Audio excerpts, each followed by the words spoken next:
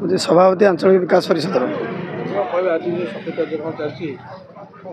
आज सफाई कार्यक्रम सान भाई प्रकाश स्वाई जी कि आम आंचलिक विकास परिषद प्रतिष्ठाता सभ्य थिला प्रति कार्यक्रम फोन जाए सब कम से उपस्थित रहे व्यक्तिगत मोपाई अनुष्ठान बहुत बड़ क्षति कारण परिवार सह संपर्क अच्छी बड़ा मोर स्कूल सांग बड़ा चलीगले अल्प दिन में सान भाई भी चलीगले ये परिवार को भगवान साहस दिंतु दीर्घायु करूँ साहस करूँ आम जो अनुष्ठान प्रति कार्यक्रम से हनुमान भाया सहयोग करूला प्रति कार्य रोषे हो भल हो टिके कर हाँ भाई पहुँची कि पहुँचे प्रोग्राम शेष पर्यटन रुहे यही सोमवार दिन गला डाक्तरखाना रविवार पर्यंत अंचल विभिन्न समस्या नहीं यही जगह आम आलोचना चक्र होता से लास्ट पर्यंत दिन गोटे पर्यंत आम साथी समय अतिबाहित करता सका डाक्तरखाना गला भगवान 5 दिन रही सरकार कले कि अनुष्ठान सह प्रत्येक कम प्रत्येक जड़ित था सदा आम अनुष्ठान मन रखिए सदा भी झुर ता स्मृति रक्षा करी आम आज दिन प्रकाश समर्पित करुँ गोटे दिन आज अरुण कुमार पुरोहित संपादक आंचलिक विकास परिषद देखु आज दिनटी एक्चुअली आम स्मरणीय हो रही आम अनुष्ठान प्रतिष्ठाता सदस्य स्वर्गत प्रकाश स्वाई से आज आम गहण नहांती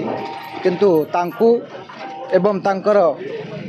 अनुष्ठान प्रति त्याग और अवदान को मन रखापी आज उद्देश्य रे स्मृति रे आज आम ये दिनटी को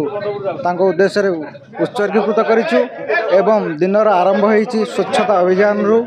तापर वृक्षरोपण कार्यक्रम संध्या बेलू गोटे स्मृति सभार आयोजन कर शुभेच्छु एवं ए अंचलर अनेक वरिष्ठ नेतृत्व भल पाउथिबा व्यक्तिविशेष जोगदेवे निश्चिंत भाव में विषय रे जत्ते कहले भी कम हम गोटे मेलापी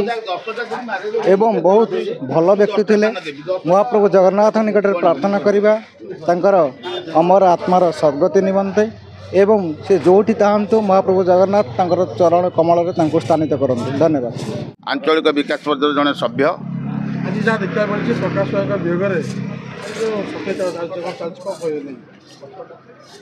प्रकाश बाबू वियोग आज आंचलिक विकास परिषद तरफ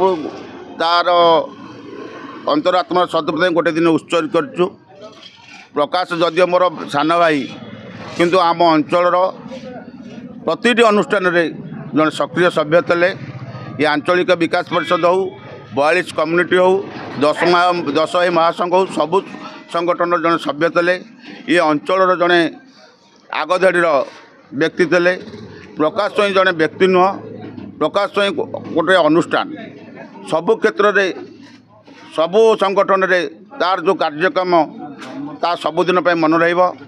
तेणु से जोटी भी था प्रभु जगन्नाथ पाखे प्रार्थना करती से शांति रहू। जय जगन्नाथ।